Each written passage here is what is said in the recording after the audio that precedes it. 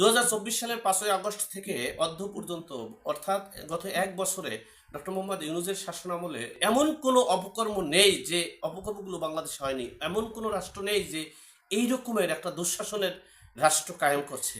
পৃথিবীর কোনো ইতিহাসে আমি দেখিনি।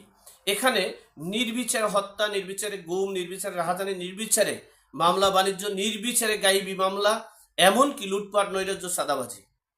কিছু হলেই সেনাবাহিনীর ক্যাম্প ঘুরিয়ে ফেলবো, কিছু হলেই ডিজিএফ এর ক্যাম্প ঘুরে ফেলবো, কিছু হলেই ডক্টর মোহাম্মদ ইউনূসের গণবাস মানে যমুনা ভবন ভেঙে ফেলবো, কিছু হলেই সচিবালয় ভেঙে ফেলবো। এ কেমন যন্ত্রণা! কিছু হলেই নির্বিচারে হত্যা করব। শেখ হাসিনার সবচেয়ে একটা বড় অপরাধ হয়েছিল যে বিদেশ থেকে ইন্ডিয়া থেকে পাথর এনে একটা সৌন্দর্য উপভোগ করার জন্য একটা পরিবেশ তৈরি করেছে। আর সেই পাথর ডক্টর মোহাম্মদ ইউনূসের শাসন আমলে লুটপাট করে নেওয়া হয়েছে গত এক বছর ধরে।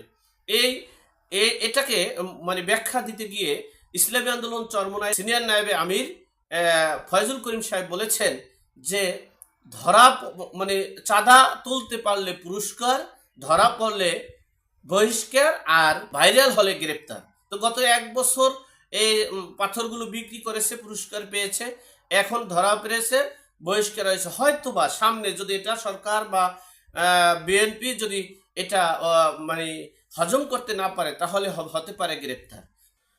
পৃথিবীর এমন কোনো জঘন্য অপকর্ম নেই যে ডক্টর মোহাম্মদ ইউনূসের শাসন আমলে গত এক বছরে এরকমের অপরাধ ঘটেনি।